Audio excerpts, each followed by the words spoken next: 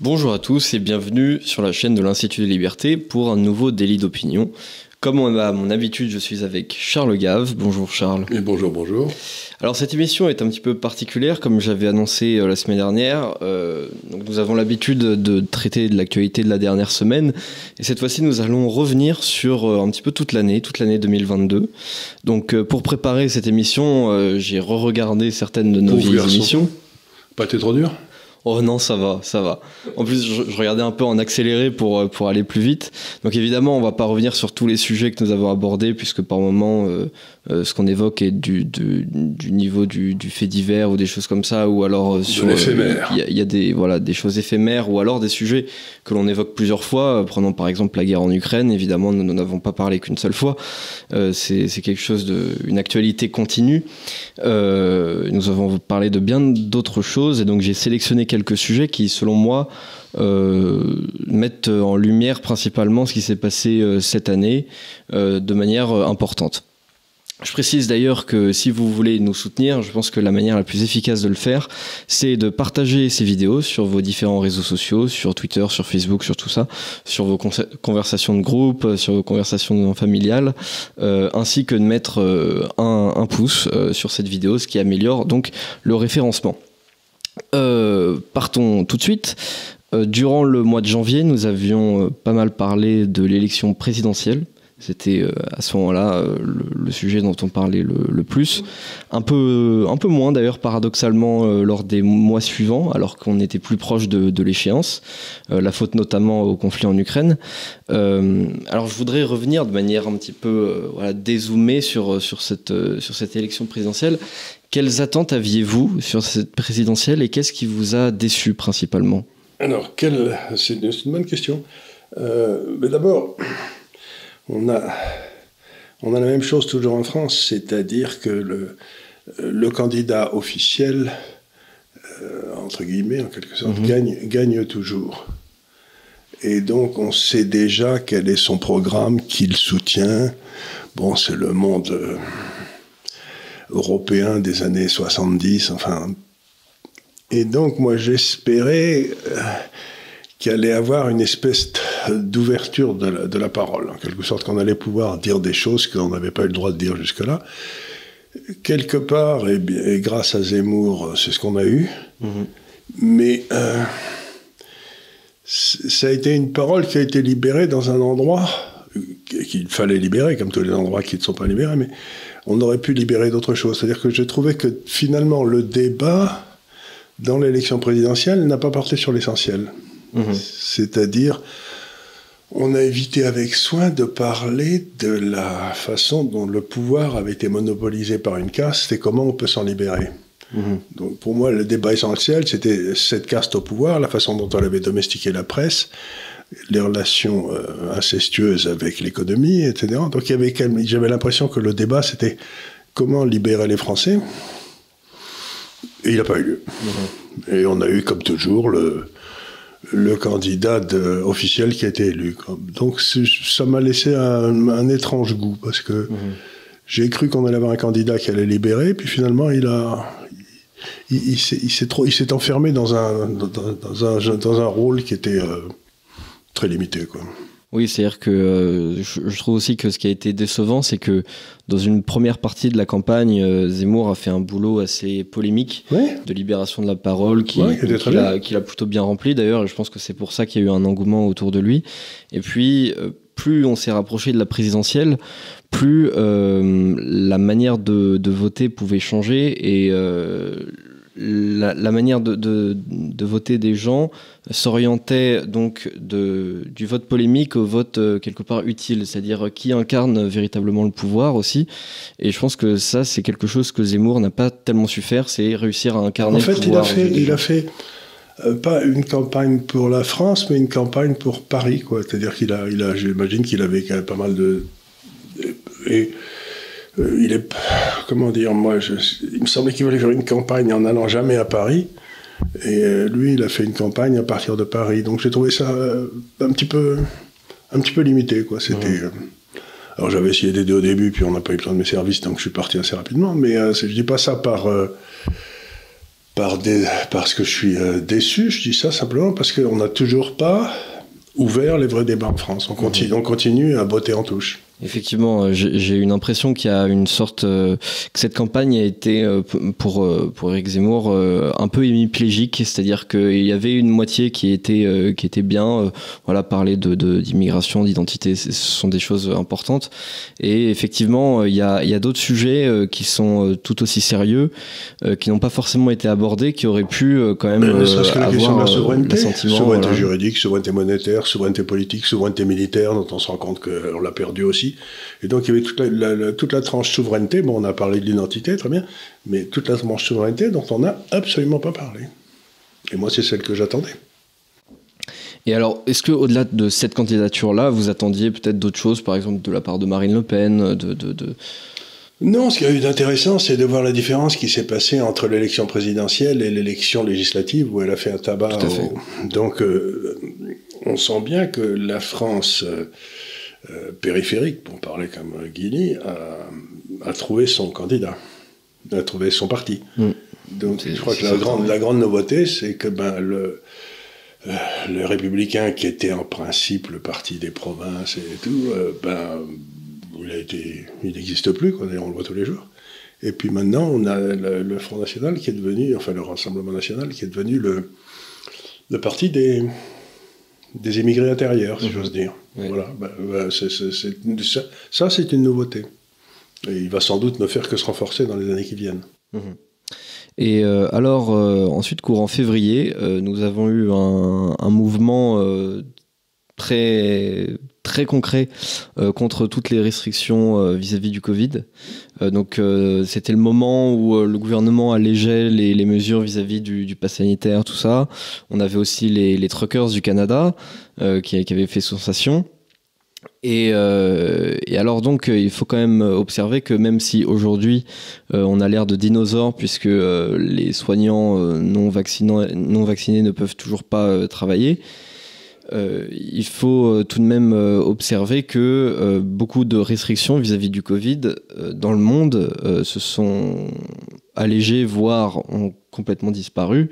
C'est quand même globalement une bonne nouvelle parce que beaucoup de gens pronostiquaient que ces restrictions allaient durer éternellement. Alors, c'est un truc très curieux qui s'est passé avec le Covid parce que là encore, on nous a donné les arguments officiels et petit à petit, tous les arguments officiels se sont révélés faux les uns après les autres. Je vais essayer de me les remémorer, mais si vous voulez, d'abord, on nous a dit que c'était une maladie qui tuait tout le monde. Alors, maintenant, c'est de source sûre qu'elle tuait que les vieux, quoi. Ensuite, on nous a dit qu'elle était très très dangereuse. C'était 0,01% de la population qui disparaissait. Donc c'était pas vrai. Puis on nous a dit qu'il n'y avait pas de traitement, alors qu'on savait que finalement l'hydrochloroquine ça pouvait marcher. Enfin, c'était une hypothèse. Oui, on a bien vu que les gens qui a été très vite écartée. Alors qu'on sait maintenant que, par exemple, ce que m'a dit le docteur Womser ici, là, qui m'a dit que il y avait eu un EHPAD où il y avait une épidémie de gale. Ils avaient pris de l'hydrochloroquine, je ne sais plus quoi, pour régler ça. Puis ils n'avaient pas eu il n'y avait pas eu un mort. C'est le seul EHPAD en France où il n'y a pas eu un mort, quoi. Donc, on avait prouvé que ça puisqu'ils le prenaient de façon clinique avant même tout. Puis on nous a dit que les vaccins, ça allait nous empêcher d'attraper la maladie. Rien du tout, on l'attrape pareil. Puis on nous a dit que ça allait nous empêcher de la communiquer aux autres. Puis rien du tout, on est tout aussi contagieux quand on a pris le vaccin. Puis on nous a dit que ça n'avait pas d'effet secondaire. Apparemment, ça en a tout un tas et qu'on n'a pas fini de découvrir. Donc, si vous voulez, toute la sphère officielle qui s'est mise derrière ce Covid, elle nous a raconté des trucs. Mais il n'y en a pas un qui était vrai, quoi. Ils nous ont menés en bateau du début à la fin. Donc, on nous a dit aussi, j'en rajoute deux, mais que le masque, ça servait à quelque chose. Apparemment, ça servait à rien, mais à rien.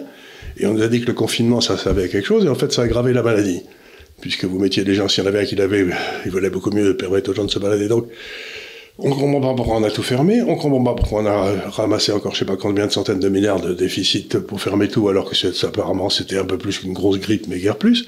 Donc, qu'est-ce qui s'est passé pour qu'on attrape un coup de panique comme ça? Qu'est-ce qui s'est passé pour que la presse se jette sur ce truc-là et en face, comme si c'était la peste noire. Bon, la peste noire, pour ceux qui ne savent pas, mais au Moyen-Âge, ça avait tué entre le tiers et la moitié de la population européenne. Donc c'était absolument monstrueux. Là, si vous voulez, je ne sais pas si on le voit, je ne crois pas, mais je suis à peu près certain qu'on ne le voit pas sur les statistiques, vous savez, démographiques, sur les...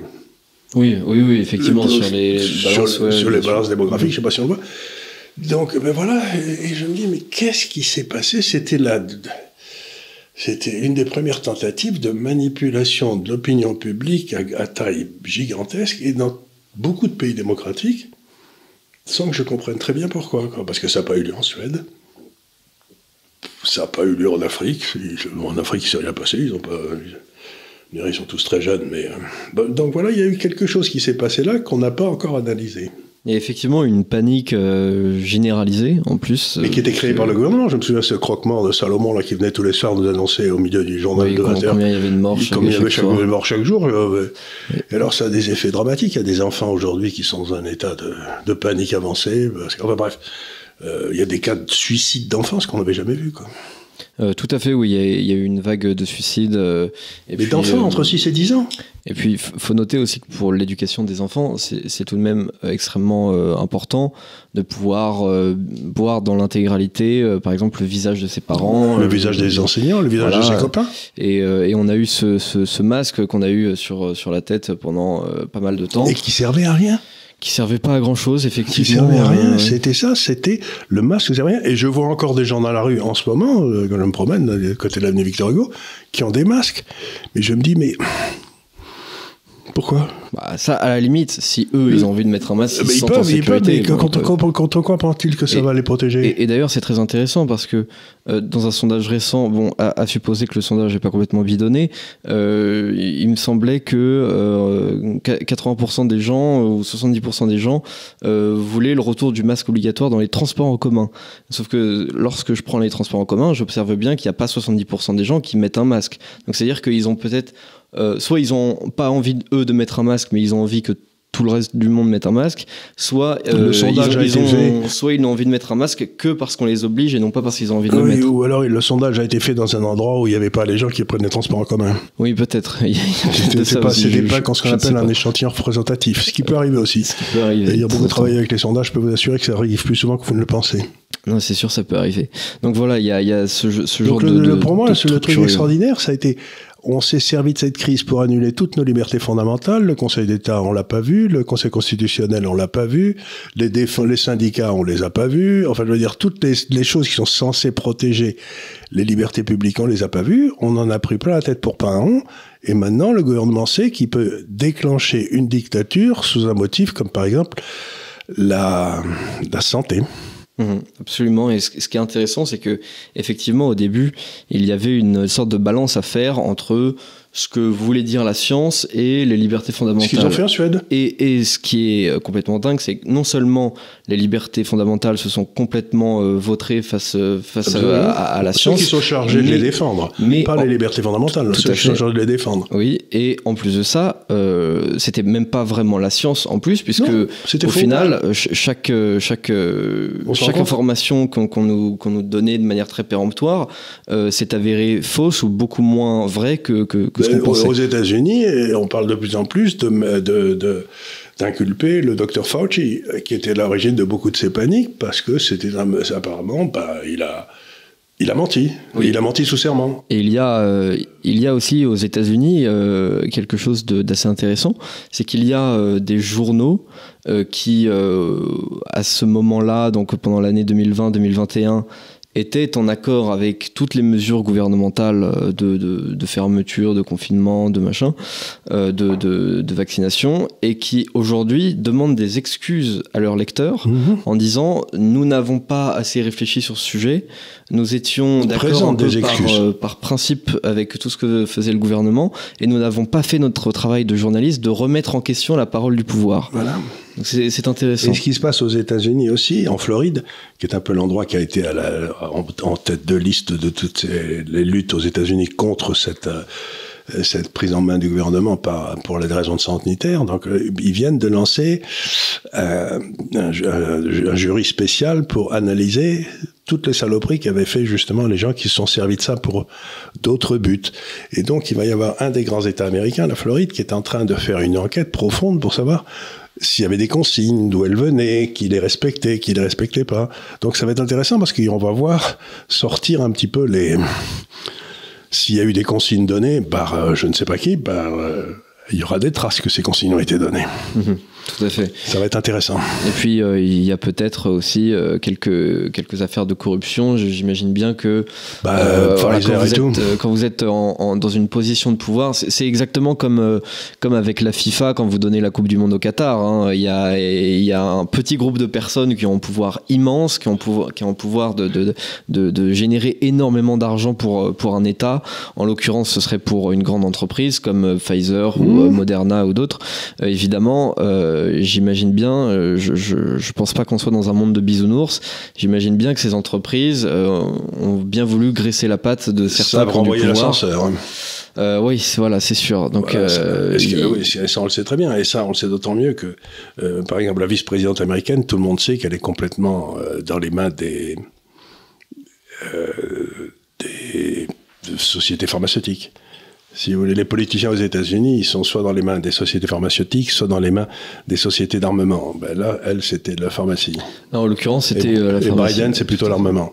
Donc, on est gouverné par des gens qui connaissent les sujets. Oui, c'est ça. Donc, voilà pour ce mois de février. Nous avons eu une suite intéressante dans ce mois de février. C'est ce fameux conflit en Ukraine. Donc fin février, il me semble que c'était le 24, il y a eu cette attaque en Ukraine. Je dois noter que, alors, on croyait pas trop à l'offensive conventionnelle, mais enfin, on n'était pas non plus catégorique. J'ai regardé les vidéos, on n'était pas catégorique dessus. C'était peut-être 60-40, quoi, ou peut-être 65-35.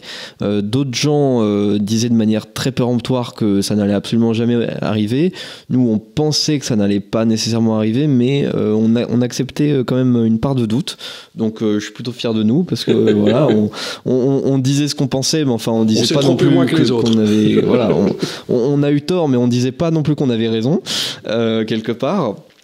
Et alors, je dois aussi noter quelque chose, c'est que sur le plan militaire, nous pensions que l'Ukraine allait quand même se prendre une bien plus grosse raclée que ce qu'elle s'est pris au final, en tout cas au moment où on en parle aujourd'hui. Je pensais que ça allait être beaucoup plus rapide, et il n'y a pas eu cet effet-là.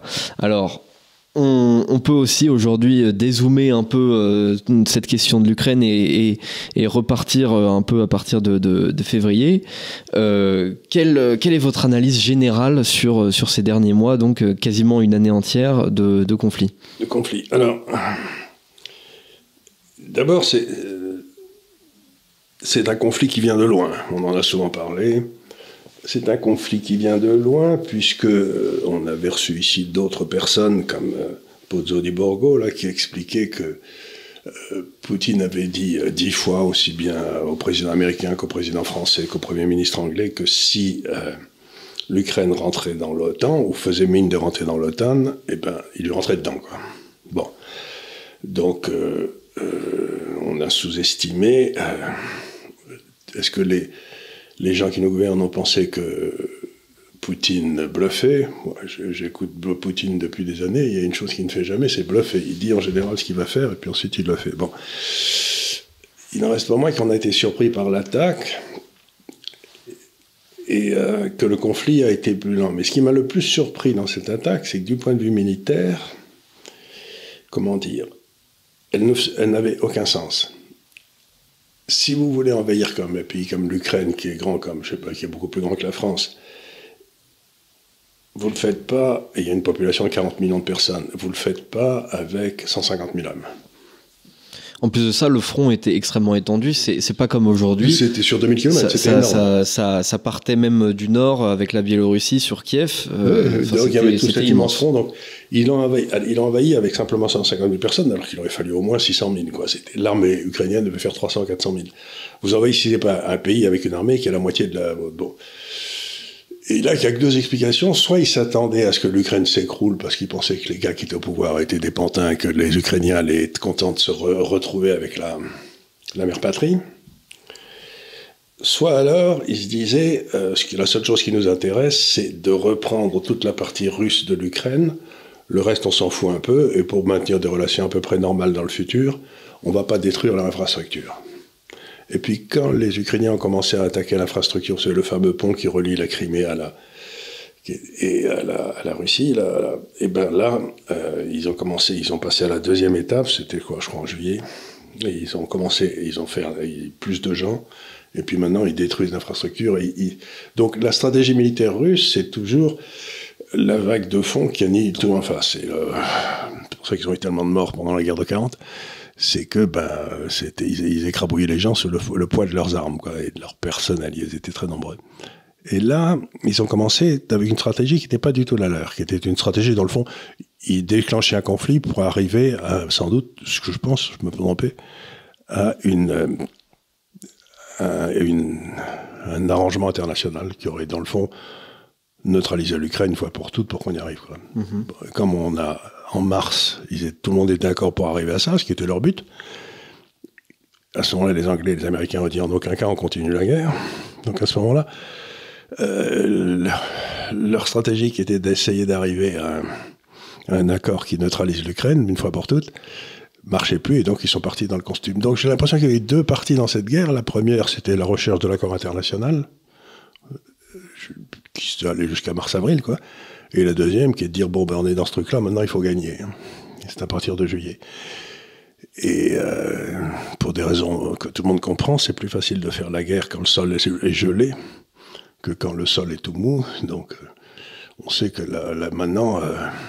c'est maintenant que la deuxième phase de la guerre active va commencer. Donc je pense que c'est là qu'on va voir si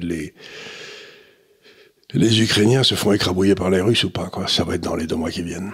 D'accord, ouais. Donc je reste très partagé parce qu'il y a une énorme responsabilité qui a été prise par nos élites. J'ai appris par exemple la semaine dernière, par une déclaration officielle qu'elle a faite, ce qui prouve à quel point elle est irresponsable, c'est que Mme Merkel a dit que les accords de Minsk, vous savez, les accords de Minsk, n'avaient été signés que pour faire gagner du temps à l'Ukraine. Qu'elle n'avait jamais eu l'intention de les... Bien sûr, mais quelque part c'est bien qu'elle l'ait dit parce que c'est honnête. Bon, malheureusement, c'est toujours les anciens dirigeants qui font preuve de cette honnêteté. Mais pourquoi signer des accords je veux dire, c'est vraiment prendre des gens pour des imbéciles. C'est-à-dire qu'on a menti à Poutine du début à la fin, quoi. Ouais, ça finit par agacer, quoi. C'est évident quand on regarde ces accords que c'est juste une espèce de pérennisation d'un statu quo qui ne convient à personne. Il y avait quand même c'est juste gagner du temps. Ouais. Il y avait, je sais plus, 30 000 types qui avaient été tués dans les parties russes de l'Ukraine, qui avaient été bombardés, etc. Donc il y avait une guerre qui avait déjà commencé depuis 2014, quoi. Quand ils avaient voulu se séparer. Donc il y avait une guerre latente qui était là, mais enfin, elle ne faisait pas la première page des journaux, quoi. Et puis c'était nos amis qui tiraient sur la Russie. Donc c'était pas la même chose que la Russie qui tirait sur nos amis, quoi. Il y a une grosse différence entre les deux. Oui, il y avait un peu des deux tout de même. Dans la première, ici surtout, ils voulaient se séparer. Il y avait toute la partie russophone de l'Ukraine qui était... Vous savez, l'article 1, je crois, ou 2, je pense que la Constitution des Nations Unies, c'est de dire... la Charte des Nations Unies, c'est la liberté des peuples à disposer d'eux-mêmes. Donc il y avait toute une partie russe qu'on embêtait vraiment, qui disait, non, moi je vais retourner à la Russie. Donc moi j'ai des problèmes à savoir qui a raison, qui a tort dans cette histoire. Non, tout à fait. C'est-à-dire qu'il y a eu cette volonté de garder absolument toute cette région du Donbass dans l'Ukraine, ce qui est compréhensible sur le plan du droit international, c'est-à-dire le respect des frontières, etc. Ce qui est moins forcément compréhensible du point de vue du droit des peuples à disposer d'eux-mêmes, et qui en plus de ça... Mais qui peut se résoudre par un référendum, hein. Le plus simple, c'était de faire un référendum. D'ailleurs, c'est ce qu'on comptait faire avec les accords de Minsk, mais personne n'a jamais rien eu. Oui, effectivement. On aurait fait un référendum, on aurait demandé à ces gars-là, vous voulez être en Russie, vous voulez être en Ukraine. On aurait eu la réponse et ça nous aurait fait l'économie d'une guerre, quoi. Ah oui, complètement. Oui, je pense qu'il aurait dû y avoir ça. En fait, ça aurait dû être immédiat à partir des accords de Minsk, et ça aurait dû se faire donc en 2015, et voilà, et pas à un autre moment, et avec des observateurs internationaux, des observateurs russes, des observateurs des Nations Unies, pour vérifier que le scrutin était bien correct et que tout le monde acceptait le résultat. Et voilà. Et ensuite, il est évident que ça serait passé aussi en Crimée, puisque il y a eu un référendum, enfin il a été à majorité massive pour la Russie, mais si on avait fait les 3 référendums en même temps, on n'aurait pas eu tous ces problèmes, quoi. Et d'ailleurs, la Crimée, nous pouvons observer quand même que même s'il n'est pas reconnu officiellement par les Nations Unies, par les États-Unis, tout ça, il est reconnu d'une certaine manière officieusement. C'est-à-dire qu'aujourd'hui, on accepte, encore une fois, on accepte le statu quo, on dit bon, maintenant c'est fait. Oui, puis de toute façon, c'est plus simple comme ça, pour l'ordre international. Mais encore une fois, moi j'ai toujours trouvé que quand il y avait un problème d'appartenance d'une région à un pays à un autre ou qui va être indépendant, la meilleure des choses, c'est de demander aux gens, de faire un référendum. Donc là, on n'a pas fait de référendum, on a préféré faire la guerre. Je trouve que c'est idiot. C'est dommage. Après, ce que je note, c'est aussi que au début de la guerre, on parlait moins du Donbass qu'aujourd'hui. C'est-à-dire que notamment les objectifs étaient parfois un peu flous. Poutine parlait de démilitarisation de l'Ukraine, de dénazification de l'Ukraine, choses comme ça. Parce que c'était les nazis qui tapaient sur le Donbass. Ce qu'il appelle les nazis, c'est-à-dire les gars qui sont dans le sud, quoi. Oui, voilà, avec le bataillon d'Azov et tout. Mais c'est vrai qu'il y avait moins on parlait moins de juste cette question du Donbass, puisque, par exemple, Poutine, juste avant le 24 février, disait dans un discours qu'il était pas envisageable qu'il y ait des missiles à Kharkov pointés sur Moscou. Or, Kharkov n'est pas dans la région du Donbass. Et d'ailleurs, cette attaque globale qui venait sur l'Est, le Sud et le Nord de l'Ukraine, donc ne concernait pas que le Donbass. Et donc je trouve qu'il y a eu aussi ça qui est intéressant à analyser, c'est que la Russie a maintenu à chaque fois des objectifs flous, de sorte de pouvoir dire derrière que de toute façon, même s'il y avait eu un échec militaire, les objectifs pouvaient être atteints potentiellement. Ça fait partie des trucs, comme ce que disait Napoléon, d'une constitution, il fallait qu'elle soit courte et obscure, donc vous devez, quand vous vous lancez dans un conflit, vous ne devez pas être trop précis parce que à l'arrivée du conflit, vous n'aurez peut-être pas ce que vous avez demandé, mais vous aurez quelque chose, quoi, ou peut-être pas d'ailleurs.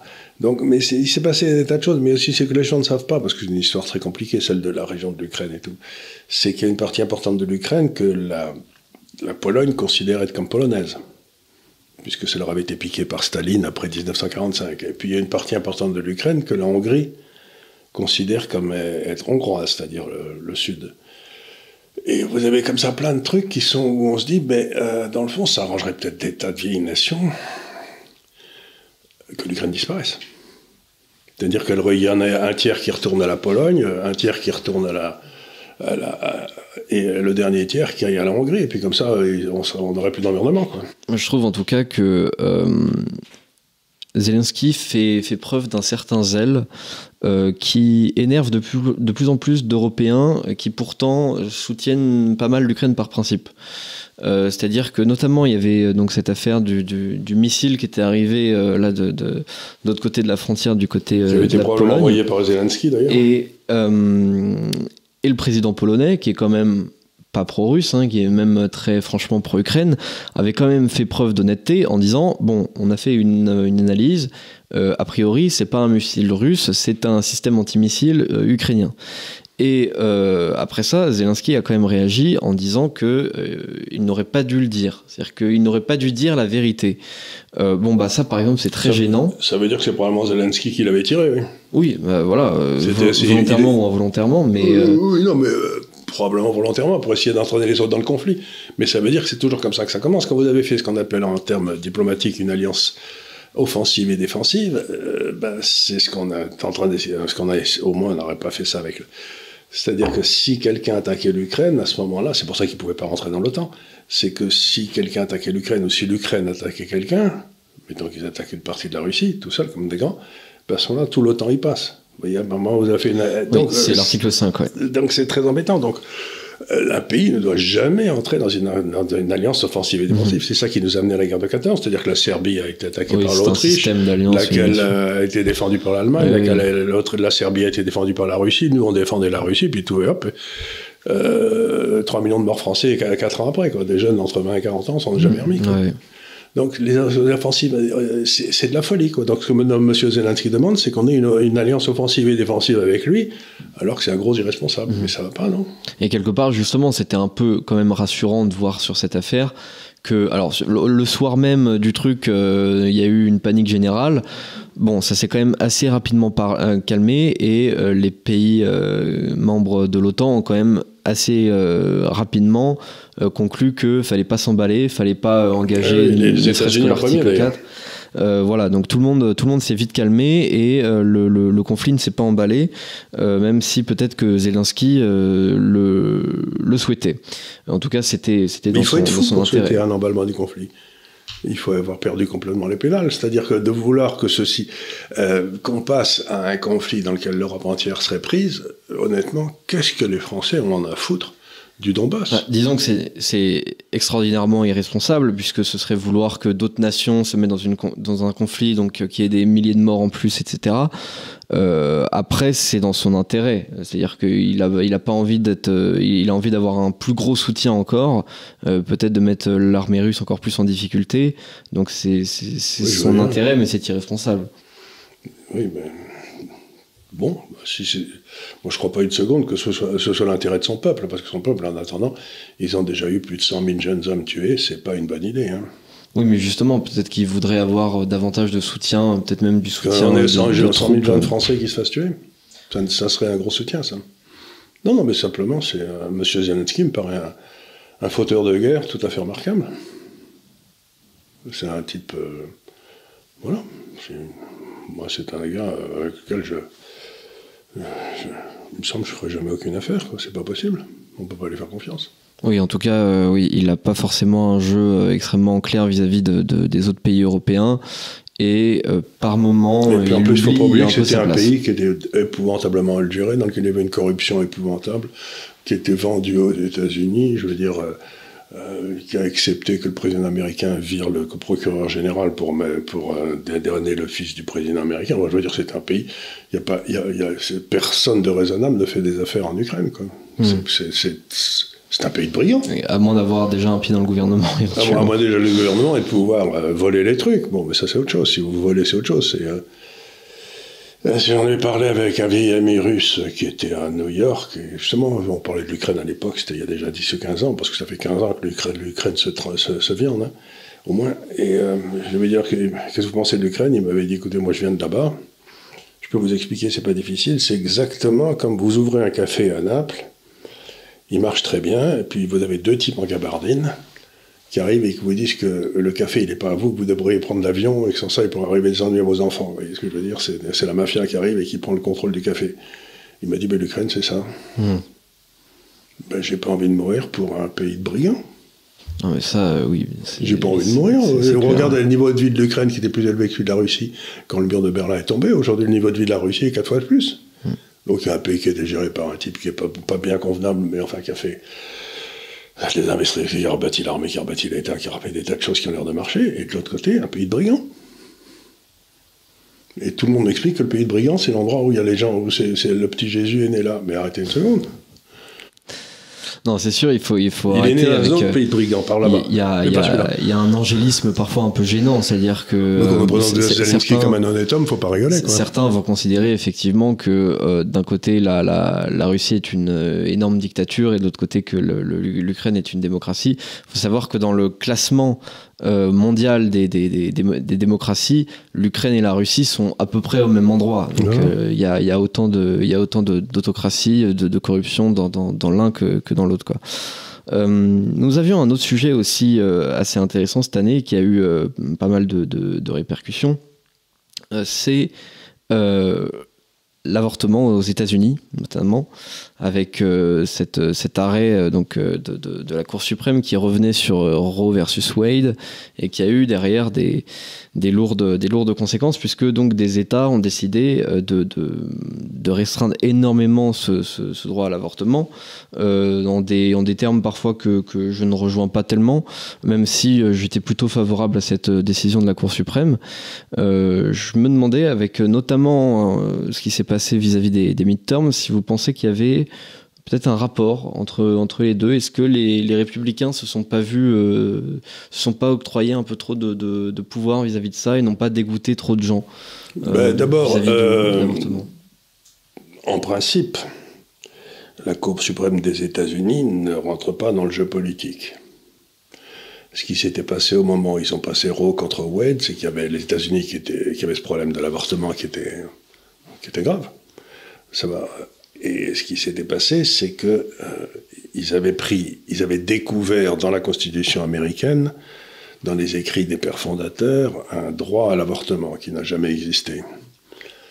Ce qui est prévu dans la Constitution américaine, c'est que ce genre de débat doit se passer au niveau politique et être résolu au niveau des États individuels. C'est-à-dire qu'un État peut être pour l'avortement, comme il y a des États aux États-Unis qui sont pour la peine de mort, et d'autres qui sont contre la peine de mort. Donc c'est une question qui doit être résolue État par État et législature par législature. Et ce qu'a fait la Cour suprême américaine, c'est qu'elle a dit, je me suis autorisé un droit il y a 30 ou 40 ans qui n'était pas le mien, je le rends aux États. Et c'est ce qui s'est passé. Alors, est-ce que ça a eu une influence sur les élections? Je ne sais pas trop, parce qu'il s'est passé quand même un phénomène dont les gens parlent assez peu. C'est que les républicains, pour la première fois depuis très longtemps, en particulier à la Chambre des représentants, ont eu plus de voix en nombre total que les démocrates. Oui, ils ont gagné au vote populaire, oui. Ce qui d'habitude n'est jamais le cas parce que les démocrates gagnent toujours au vote populaire. Ouais. Donc ce qui s'est passé, c'est que dans les zones sensibles, comme l'Est des États-Unis, où il y a beaucoup... Vous regardez la carte des États-Unis et les gens qui ont voté républicain, ça fait à peu près toute la carte, géographiquement, mais la population est sur les côtes à l'Est et à l'Ouest et au Nord, là, le long des Grands Lacs. Et là, c'est là où il y a les fiefs démocrates avec les grandes métropoles, etc. Et donc, ça a dû stimuler un certain nombre de gens qui n'allaient pas voter dans les grandes métropoles, où il y a beaucoup d'élus. Et ça a donc ça a empêché le grand succès républicain. Mais sur l'ensemble des États-Unis, ça faisait très longtemps que les républicains n'avaient pas emporté le vote populaire. Tout à fait, oui. Ils ont eu. Donc, il s'est passé un phénomène très curieux qui a été très profond, mais qui n'a pas été mesuré. Tout le monde a dit que ça a été un échec républicain. Oui, mais je ne me souvenais pas la dernière fois qu'ils avaient eu le vote populaire. Donc, il y a plus d'Américains qui ont voté pour ça, mais il y a toute une série d'Américains qui votent dans les régions où il n'y a que des démocrates, qui sont venus plus voter pour empêcher que ces régions soient prises par les républicains. Donc c'est un drôle de truc qui s'est passé. Donc c'est beaucoup trop tôt pour savoir ce qui s'est passé. Ouais. Surtout que, moi pour ma part, j'ai comme cette impression, peut-être que je me trompe, mais j'ai quand même cette impression que c'est pas tellement c'est pas tellement les législations vis-à-vis de l'avortement qui ont dérangé les gens. Ce qui a surtout empêché des républicains de se faire élire, c'est d'axer énormément de leur discours sur le bien fondé ou le mal fondé des élections de 2020 et notamment il y a eu ça il y a eu ça, mais aussi ce qui s'est passé, c'est que un peu partout il y a eu des primaires pour les électeurs républicains, vous savez, pour changer. Et il y a beaucoup de gars qui ont été choisis par les types qui votent républicains là dans les primaires, qui était d'une crétinerie tout à fait remarquable. Donc on peut dire que quelque part la base du parti républicain a voté pour une série de gars qui ont remplacé des candidats plus honorables, plus intelligents, et donc on a eu quand même une série de crétins qui se sont présentés aux élections. Et ça embête les gens de voter pour un crétin, quoi. C'est le problème. C'est le problème du militantisme quand on fait de la politique, c'est-à-dire que nous souvent, quand on est militant, on a envie d'avoir le candidat le plus radical, le plus d'accord avec nous. Le problème, c'est que ton candidat très radical, il va perdre, quoi. Voilà, donc est-ce que tu préférerais pas... On sera content de perdre avec lui parce que c'est ça. C'est ce qui s'est passé. Donc ils ont eu toute une série de candidats plus farfelus les uns que les autres, et à la place d'avoir des candidats qui auraient été un petit peu plus mainstream, si j'ose dire. Donc il y a eu toute une série de choses. Et puis il y a eu la personnalité de Trump qui a eu un truc très fort, c'est que beaucoup de gens ont ressenti cette élection comme une élection pour ou contre Trump. Ouais. Et donc, il y a toute une série de gens qui ont été votés parce qu'ils ne peuvent pas encadrer Trump. Donc, on se rend compte que Trump, il a 50% de la population américaine avec lui, mais il n'a pas 50 plus 1. Ouais. Et donc, c'est un vrai problème. Il a aussi 50% de la population contre lui. Et qui sont vachement motivés quand c'est lui. C'est ça, alors que peut-être que, par exemple, quelqu'un comme DeSantis a pas beaucoup plus de population pour lui, sauf qu'il en a moins qui est contre lui. Voilà, c'est ça. Donc, c'est vraiment un personnage clivant, Trump. Tout à fait. Et d'ailleurs, il y a beaucoup de militants vraiment durs du Parti républicain qui n'aiment pas beaucoup DeSantis parce qu'ils le trouvent pas assez radical, etc. Moi, je trouve que c'est un bien mauvais procès qu'on lui fait parce que je trouve que DeSantis, c'est du Trumpisme sans le verbe, sans le côté un peu provocateur, et sans toutes les casseroles derrière qui sont fondées ou infondées d'ailleurs, mais il suffit que vous soyez mis en examen pour que la population pense que vous êtes coupable. Oui, mais ce qu'il y a d'extraordinaire avec Trump, c'est qu'il n'y a jamais eu un candidat qui a eu autant de procès aux fesses. Ah oui, non, mais bien sûr, il n'en a jamais perdu un, donc c'est extraordinaire de voir que quand Madame Clinton devrait être en prison, lui, il est attaqué tout le temps, et on prouve jamais rien contre lui, mais ça n'empêche, c'est lui qui est l'individu tout à fait pas convenable. Donc ça me fait rigoler parce que on voit encore une fois cette espèce de a priori qui se met sur certaines personnes ou en faveur de certaines personnes ou contre. Ben voilà, les Clinton, ils peuvent faire toutes les saloperies du monde, il leur arrivera jamais rien. Apparemment Trump, en tout cas à ce jour, on n'a jamais rien réussi à prouver contre lui. Et ben ça fait rien, tout le monde est persuadé que c'est une grosse crapule. Donc c'est extraordinaire de voir à quel point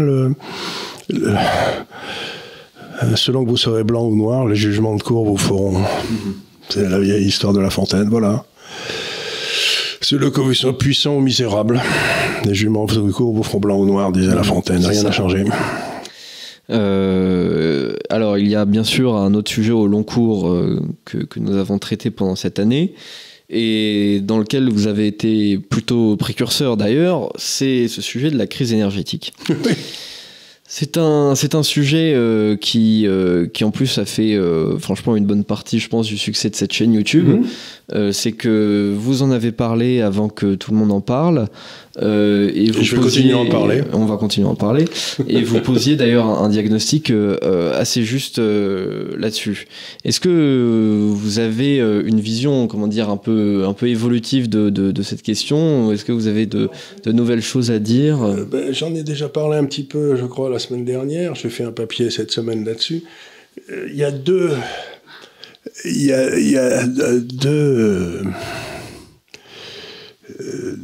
idées complètement fausses qui hantent l'Europe et l'Occident depuis toujours. La première, c'est le malthusianisme, il y en aura passé pour tout le monde. Oui. Et la deuxième, c'est le marxisme, c'est que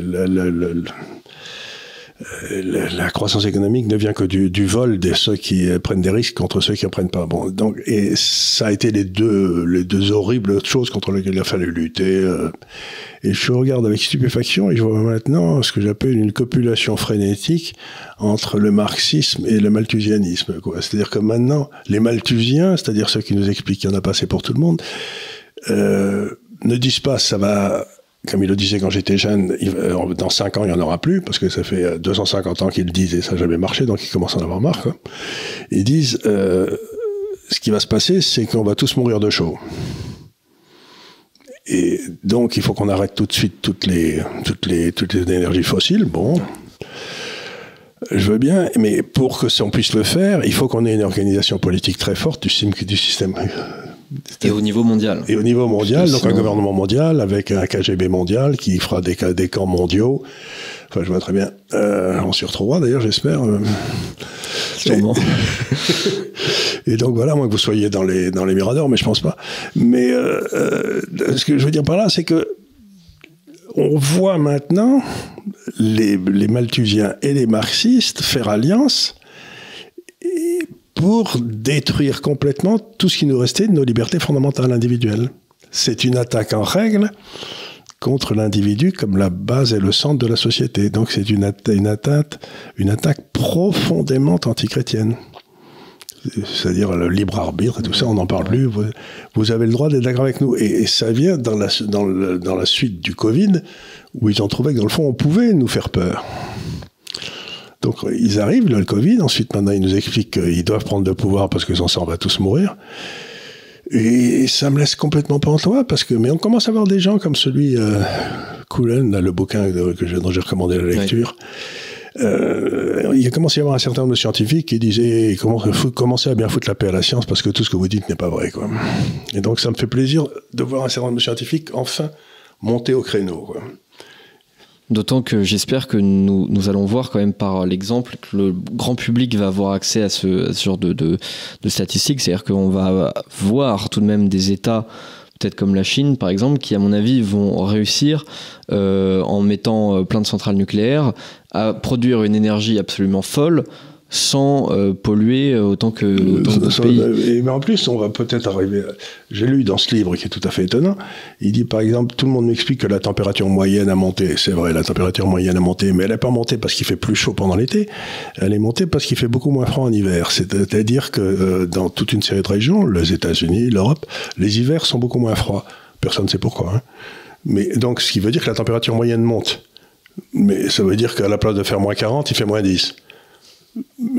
Je veux dire, c'est pas ça qui va changer ma vie. Et je vois pas pourquoi je devrais arrêter l'économie mondiale parce qu'on passe de moins 40 à moins 10. Vous voyez ce que je veux dire? C'est pas, la mer va pas se mettre à bouillir parce qu'il fait que moins 10, quoi. Vous voyez ce que je veux dire? Donc il montre toute une série de choses avec un calme de scientifique et il donne les chiffres et c'est très alarmant parce qu'il montre aussi qu'il y a toute une industrie qui s'est mise en place pour maquiller les données. C'est-à-dire qu'il y a tellement de pognon qui va vers ça que si vous êtes un prof d'université, vous dites ça marche pas, on vous vire et vous avez rien, mais sinon les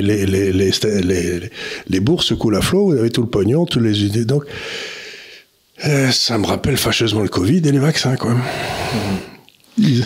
Effectivement, et ça peut nous faire rejoindre d'ailleurs les restrictions dont on parlait tout à l'heure, mais qui étaient vis-à-vis du Covid, donc pour des raisons sanitaires.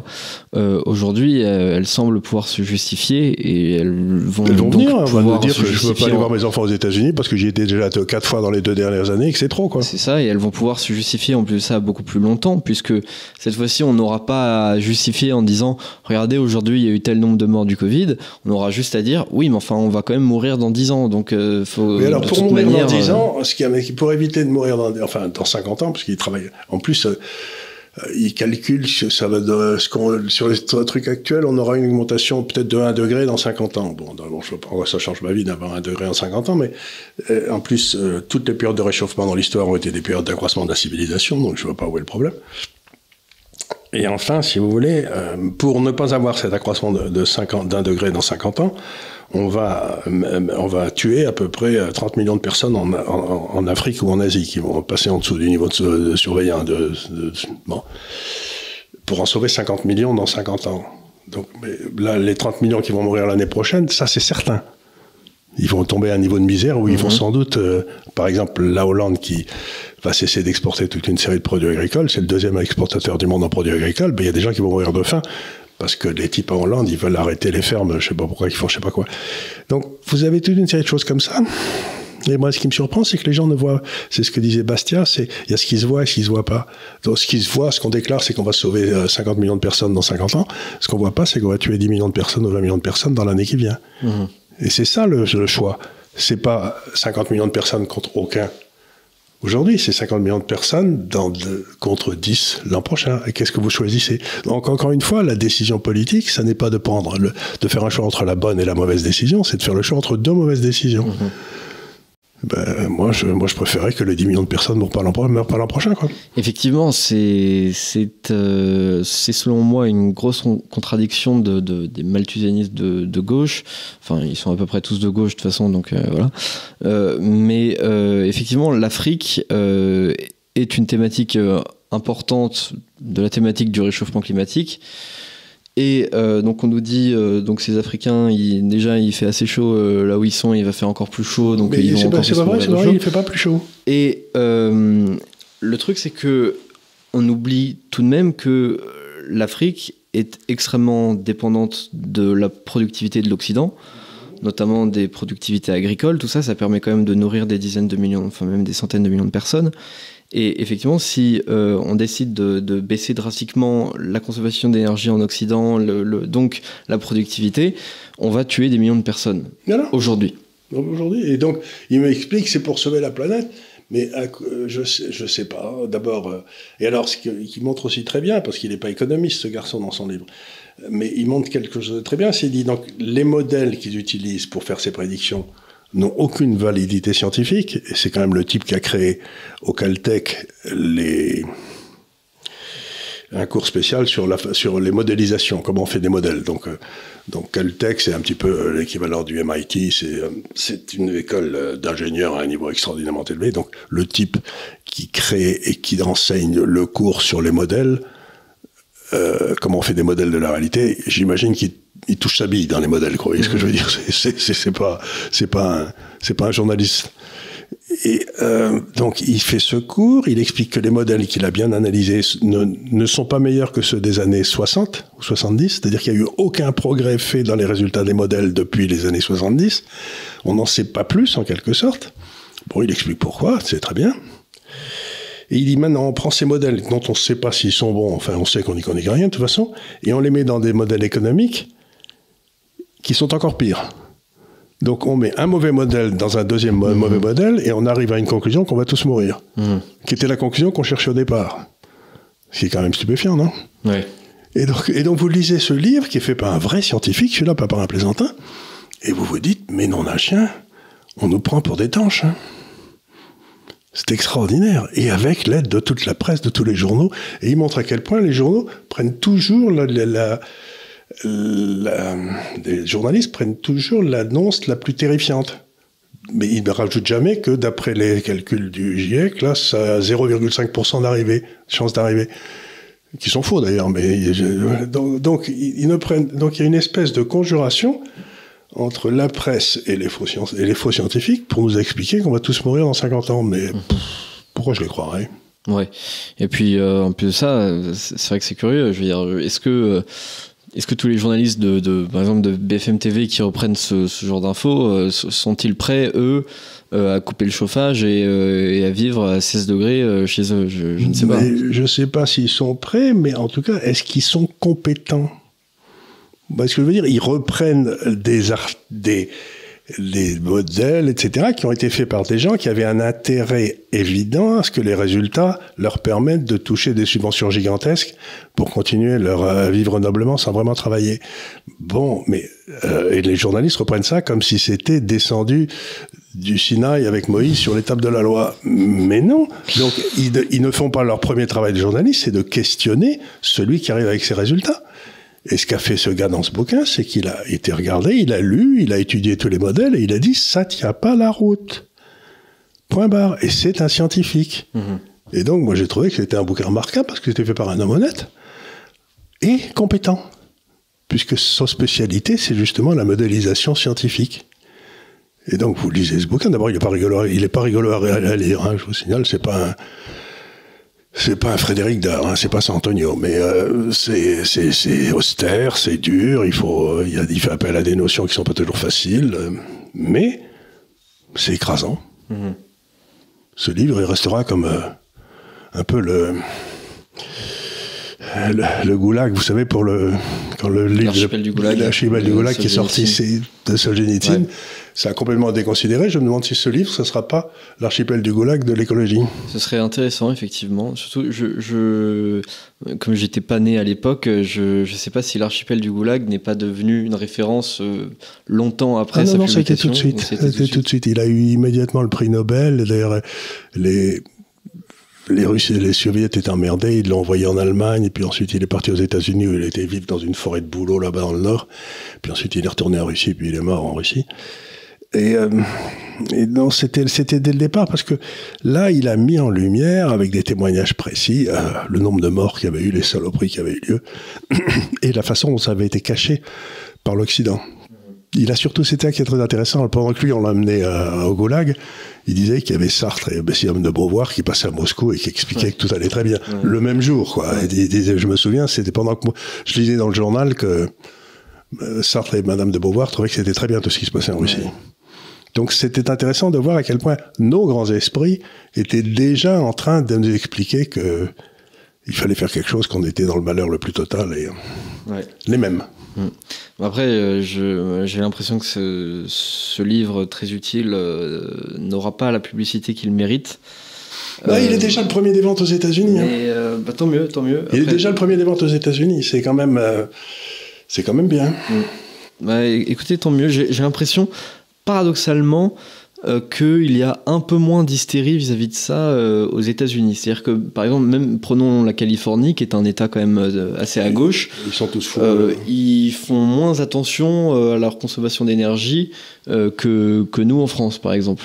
Mais là, ça va être rigolo, c'est qu'ils ont fait passer une loi disant que toutes les voitures doivent être électriques en Californie d'ici 5-6 ans, je sais pas quoi, et qu'ils n'ont pas bâti la moindre centrale électrique. Ouais. Donc ça va être assez poilant de voir comment ils font voler des voitures électriques sans comment électricité. Ils les rechargent, ouais. Ça fait partie des... Non, mais les Californiens, ils sont pas notés pareil. Hein. Tous les Californiens à peu près normaux sont partis au Texas ou au Nevada, ils sont tous barrés. Il reste plus que les fadas, quoi. Il y a ce truc de plus en plus, tout à fait. Il n'y a plus que les profs d'université là-bas. Il y avait eu un fait divers qui est quand même assez important, je trouve, qui résume bien, je trouve, la manière qu'on a de gouverner la France, de traiter des sujets d'actualité. Donc j'ai quand même sélectionné pour cette émission. C'était, vous vous souvenez, entre l'élection présidentielle et les élections législatives, il y avait eu cette affaire du Stade de France. Ah oui. Où donc c'était pour la finale de la Ligue des Champions entre Liverpool et le Real Madrid. Et donc on a eu des affaires des débordements autour du stade, des gens qui ont été violentés. Mais c'était les Anglais. Et c'était, les Anglais qui étaient responsables. Selon notre ministre de l'Intérieur, c'était la faute des supporters anglais. Donc les supporters anglais, non contents d'avoir été déjà traumatisés, s'étaient tapés dessus, volé leurs papiers, leur argent. En plus de ça, on les accusait d'avoir tapé sur les autres et de leur avoir volé leur portefeuille. Donc c'était quand même assez génial. Et je trouvais que c'était vraiment un condensé génial de la gouvernance de la France, quoi. C'est-à-dire déjà la compétence de savoir gérer un événement. En plus derrière le mensonge de dire non, en plus de ça non seulement c'est pas ma faute, mais en plus c'est à cause des supporters anglais. Ensuite la complaisance des médias français qui reprennent le narratif du gouvernement, la honte à l'international parce que tout le monde voyait bien les problèmes. Donc non seulement on avait honte vis-à-vis de ce qui s'était passé au Stade de France, mais en plus de ça évidemment notamment les médias anglais, les tabloïds étaient extrêmement mécontents que le ministre de l'Intérieur vise les Anglais comme responsables. Donc c'était un condensé que je trouvais absolument fascinant. Je suis incompétent, mais vous savez, ça avait été Georgina Dufoy, ça vous dit rien, mais c'était une des ministres des premiers gouvernements Mitterrand. C'est elle qui avait eu cette parole célèbre, je suis responsable mais non coupable. Ouais. Et ça a été la base de la gauche depuis 40 ans, c'est-à-dire qu'ils font connerie sur connerie, mais ils sont pas coupables. C'est-à-dire qu'il n'y en a jamais un qui démissionne. Ouais. Moi, dans les générations antérieures, mon grand-père ou des gens comme ça, quand ils n'étaient pas d'accord avec le gouvernement, ils démissionnaient. Et ils prenaient leur retraite, ils allaient prendre leur retraite dans un village dans le Midi où tout le monde les honorait parce que c'était des gens honorables. Mais aujourd'hui, ils s'accrochent comme des morpions au pouvoir, ils se trompent tout le temps, ils font que des catastrophes et ils ne demandent jamais pardon et c'est jamais de leur faute. C'est bien, moi j'aime bien le pouvoir sans la responsabilité d'être foudroyé. C'est le pied, moi je trouve qu'on pourrait... Ouais. D'ailleurs ils y sont arrivés. Donc moi ce qu'il faut c'est réintroduire la possibilité de foudroyer les gens. Ouais, mais là j'ai l'impression que ça va encore plus loin que responsable mais non coupable. Là c'est non coupable mais aussi non responsable. C'est-à-dire que j'ai un rôle, j'ai un pouvoir de dingue. Mais qu'est-ce que vous faites là alors si vous êtes non responsable? Je veux dire, celui qui est responsable de l'ordre public, le plus ample informé, c'est le ministre de l'Intérieur, c'est tout. Ouais. Donc il peut dire qu'il n'est pas responsable, dans la réalité, c'est la Constitution, c'est lui. Hein.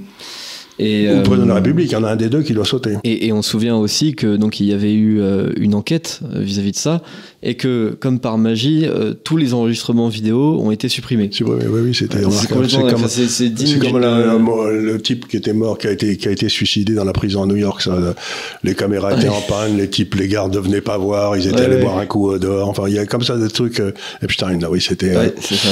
Il y a quand même des gars qui sont tout à fait remarquables. Ouais, c'est quand même. Ça me rappelle pas nécessairement une démocratie libérale, quoi, ce genre de truc. Oui, ça se passe assez facilement dans certains pays d'Amérique latine ou des choses comme ça. Oui, voilà.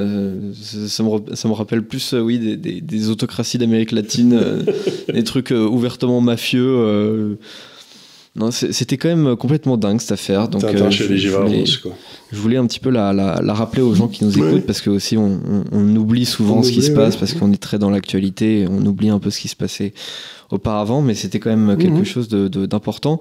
Et d'ailleurs, ça nous rappelle aussi un peu en ce moment les débordements, notamment venant des supporters du Maroc, où là aussi on a un double discours très étonnant de Gérald Darmanin, qui dit à la fois...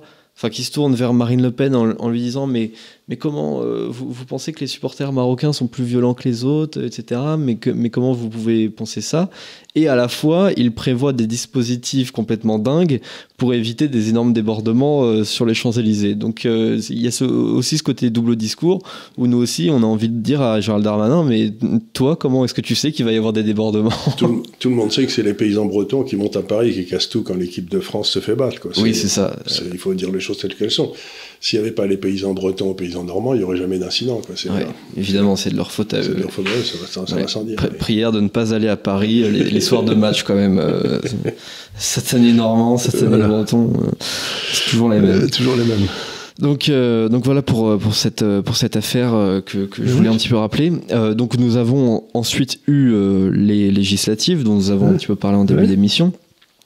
Législative quand même assez remarquable, avec je trouve quand même une espèce d'intelligence collective de la nation que j'avais pas vue depuis longtemps.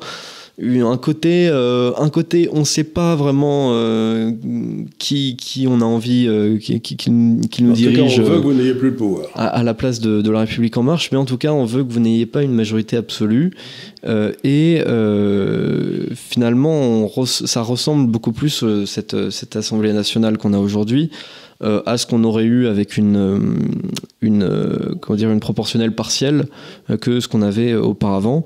Et donc cette poussée incroyable des 89 députés RN, tellement incroyable que le RN lui-même n'y croyait pas. Et quel regard vous avez aujourd'hui sur ces élections C'est la fin, législatives? si vous voulez.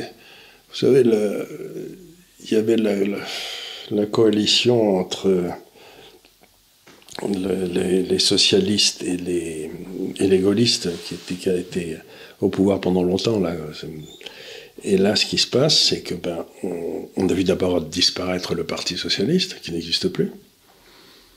Et je crois qu'on est en train de voir disparaître le Parti gaulliste, c'est-à-dire qu'ils rejoignent dans la poubelle de l'histoire le Parti radical, le Parti démocrate chrétien, tout ça. Je crois qu'on est en train de voir apparaître, comme je vous l'ai dit tout à l'heure, l'émergence d'un parti de la France de Christophe Guilly, quoi. Oui, la France périphérique. La France périphérique. Et que, il y a le parti des bobos, qui se distingue entre le parti des bobos qui votent Macron et le parti des bobos qui votent Mélenchon, mais enfin, c'est les mêmes. Ils s'envolent toujours ensemble, d'ailleurs. Et puis, vous avez de l'autre côté la France périphérique qui commence à apparaître en son nom propre. Et je trouve ça assez intéressant. Il y a tout de même quelque chose qu'il faut noter aujourd'hui que je n'avais pas forcément vu à l'époque. C'est que Emmanuel Macron, de manière assez intelligente d'ailleurs, on peut le dire, même si c'est pas très démocratique, enfin c'est pas très sain démocratiquement, mais a cette intelligence de brandir la menace de la dissolution. Il faudra le faire un jour. Ce qui fait que... Mais le jour où il le fait ou ça marche pas pour lui, il s'en va. Ah non, mais moi je n'attends que ça, sauf que aujourd'hui, en fait, c'est très pratique pour lui, puisque ça permet d'avoir un pistolet sur la tempe des Républicains. Et leur dire, vous n'avez pas intérêt à participer au blocage de ce qu'on veut faire avec le gouvernement. Et plus c'est droit de son âge, plus vite ils disparaîtront. Oui. Et donc, mais il faudra qu'un jour ou d'autre, j'ai vu que ce brave Ciotti qui n'est pas le couteau le plus affûté de la classe, d'après du tiroir, moi, je pense, mais enfin, il a dit, la première chose qu'il a dit, c'est en aucun cas nous ne ferons d'accord avec les Rassemblement National. Oui. T'as toujours rien compris, mon grand, quoi. C'est ça. Donc il va disparaître. Ouais. Et le Rassemblement National, aujourd'hui, ça représente à peu près la moitié de la France, quoi qu'il veuille ou non, c'est à peu près ça, quoi. Ouais. Et je pense qu'il pourrait y avoir encore plus de députés RN, effectivement. Dans une dissolution, il y aura une vague de fonds RN. En fait, je ne vois pas qui peut gagner l'assentiment des Français depuis ces élections, si ce n'est le RN, parce que il y a la NUPES qui sûrement ferait un score encore intéressant, mais enfin, ils ont quand même pas montré le meilleur d'eux-mêmes pendant ces derniers mois. Là, on est encore en plein dans l'affaire Quatennens, etc. Enfin bref, ils montrent pas forcément qu'ils ont les meilleurs éléments. Et donc effectivement, on risque d'avoir encore une poussée du RN. Il va y avoir une dissolution. L'étape prochaine, c'est les bobos contre le RN, c'est tout. Et c'est ça la chambre de demain, c'est ça, enfin me semble-t-il. Oui, enfin c'est logique, oui. En plus, puisqu'il y a aussi un vote de génération avec les boomers et Macron, donc forcément aussi avec la poussée des nouvelles générations, ce sera sûrement ces deux blocs-là.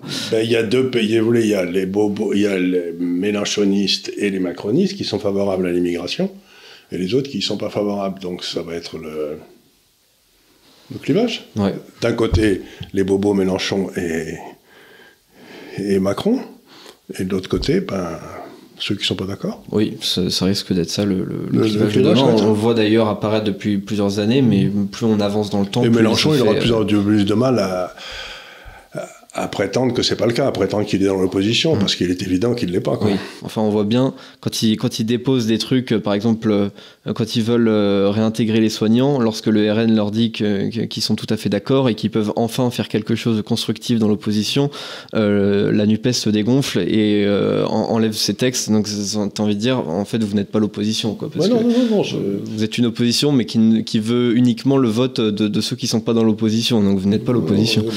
Ce qu'ils veulent, c'est ce que veut Macron, c'est-à-dire de plus en plus d'Europe et de plus en plus d'immigrés. Ouais, c'est la même chose. C'est un peu la même chose, oui.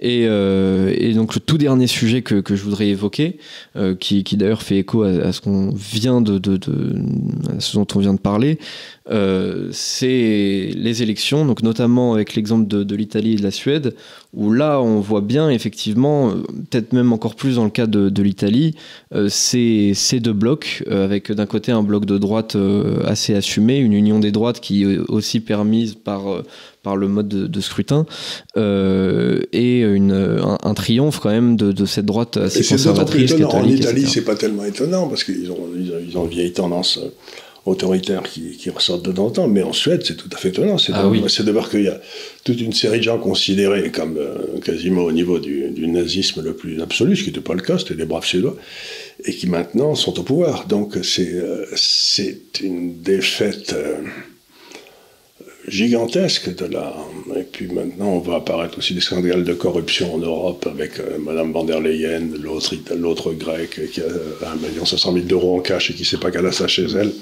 Enfin, je veux dire, elle ne prend pour des tanches aussi, celle-là. Et donc, voilà, on voit vraiment que le verre est dans le fruit européen, mais alors profond, qu'il est en train de devenir tout pourri, quoi. Et qu'il y a donc une forme de révolte pour l'instant démocratique. Mais il y a une révolte en disant ce machin-là ne marche pas, c'est trop loin de nous, on peut pas le contrôler, donc si ça vous fait rien, ramenez le pouvoir à un endroit où nous, le peuple, on peut le contrôler. Je crois que c'est un désir d'être géré à proximité et non pas là-bas. Je pense qu'il y a un double désir. Il y a effectivement un désir d'être dirigé plus par proximité, tout à fait, de dire non mais vous, dans vos bureaux de Bruxelles, vous ne connaissez rien à nos situations, vous ne pouvez pas décider. Mais je pense que même au-delà de ça, il y a une volonté aussi de changer cette élite qui est à Bruxelles, c'est-à-dire de mettre aussi des gens qui peut-être... Mais peut-être se débarrasser de Bruxelles, on n'en a pas besoin, à quoi ils servent. Non mais je pense qu'il y a une forme de double mouvement, déjà de vouloir enlever du pouvoir à Bruxelles et de vouloir mettre, si possible, d'autres personnes. Oui, ce serait pas plus mal, mais comment vous voulez... Oui, c'est ça le problème. Enfin, on va voir ça, mais la réalité, c'est qu'aujourd'hui, Bruxelles, depuis les années de l'or, est allée vers une tentative de prise de pouvoir politique sur le reste de l'Europe, et c'est ça qui est en train d'échouer. Ouais, et espérons en tout cas que ce mouvement va continuer. Ce qui était intéressant aussi d'analyser dans ces deux élections-là, c'était le positionnement des anciennes droites, disons classiques, de gouvernement, qui ont accepté de s'allier avec ces droites qui sont plus populistes ou radicales, ou voilà. Tout à fait. Moi, je trouve ça très bien qu'ils se mettent ensemble. Au moins, les lignes de démarcation sont simples. Oui, elles sont plus simples, plus claires, plus logiques, puisqu'il y a un moment donné où même l'électorat des Républicains, je veux dire, sur ces questions-là, par exemple d'immigration, etc., ils sont évidemment plus proches de l'électorat du RN que de l'électorat macroniste ou mélenchoniste. Donc voilà pour cette émission. Je pense qu'on a fait un peu le tour des grandes informations à retenir de cette année. On n'a pas été parfait, mais on n'a pas été si mauvais que ça. Allez. On n'a pas été si mauvais que ça, non. Non, je trouve que dans le fond, ça aurait pu être pire. Oui. Oui, non, franchement. Bon, on va continuer à essayer de s'améliorer, mais. On a été correct. On a dit des choses que peut-être que vous n'avez pas entendues ailleurs. Allez. Oui. Bah, c'est aussi le principe de cette émission, parce que sinon les gens peuvent juste allumer la télé. Hein. Ils ont de l'info 24/24 sur plusieurs chaînes. Donc, bon. Vous savez ce que disait Mark Twain? Il disait ne pas lire les journaux. C'est ne pas être informé, et les lire, c'est être désinformé. Et donc, nous, on essaye que vous soyez informés sans être désinformés. Mais c'est pas facile, hein, parce que nous-mêmes, on doit résister à la désinformation. Bah oui, c'est pas toujours évident, puisque effectivement, parfois, il y a des gens qui ont des intentions tout à fait nobles de vouloir contrer la désinformation, qui parfois eux aussi tombent dans une forme de désinformation. Ça peut arriver, c'est pas toujours évident de savoir. C'est ce que tu vas dire aux gens, il n'y a qu'une seule façon d'avoir raison, il y a 25 façons d'avoir tort. Alors c'est pas parce qu'on dit le contraire de ce que quelqu'un dit d'autre qu'on a raison, quoi. C'est ça, c'est très embêtant. C'est ça, le contraire du mensonge n'est pas forcément la vérité. Voilà, c'est très difficile, ça. Ouais. Donc c'est ce qu'on essaye de faire. Voilà, si on se trompe, ça sera honnêtement. Ouais, tout à fait. Mais c'est comme ce que je disais sur l'offensive en Ukraine, c'est que on s'était trompé, mais sans dire qu'on avait raison. Voilà. Je trouve que c'est une bonne manière de vouloir présenter l'information. Donc je remercie tout le monde pour nous avoir suivis lors de cette émission assez longue, plus longue que d'habitude, hein, 1h10. Je réitère le fait que la meilleure manière de nous soutenir, c'est de mettre des commentaires, de mettre un pouce bleu, de partager la vidéo. Voilà, c'est vraiment le plus simple. Je vous renvoie comme d'habitude vers nos autres réseaux sociaux. Nous sommes présents sur Twitter, nous sommes présents sur Instagram, où le compte d'ailleurs à votre nom, Charles Gave, a dépassé les 100 000 abonnés. C'est énorme. C'est le culte de la personnalité. C'est le culte de la personnalité. Je vais me laisser pousser une petite moustache comme Staline. Là, vous savez, là. Voilà. Nous avons un blog évidemment qui est assez important de l'Institut de Liberté, où Charles et d'autres gens produisent des articles chaque semaine, et ces émissions sont aussi disponibles en podcast sur les plateformes Spotify et Deezer. Je crois que j'ai dit tout ce que j'avais à vous dire. Vous n'avez pas d'excuse si vous ne nous écoutez pas. Vous ne nous voyez pas. C'est qu'on vous a donné toutes les possibilités de nous écouter et de nous voir. Donc, vous serez punis si vous... si vous ne le faites pas. Il y aurait une interrogation écrite. Donc, je vous remercie pour votre attention. Je vous souhaite une bonne fin d'année. Et je vous dis à très bientôt pour un nouveau délit d'opinion. Voilà. Merci beaucoup.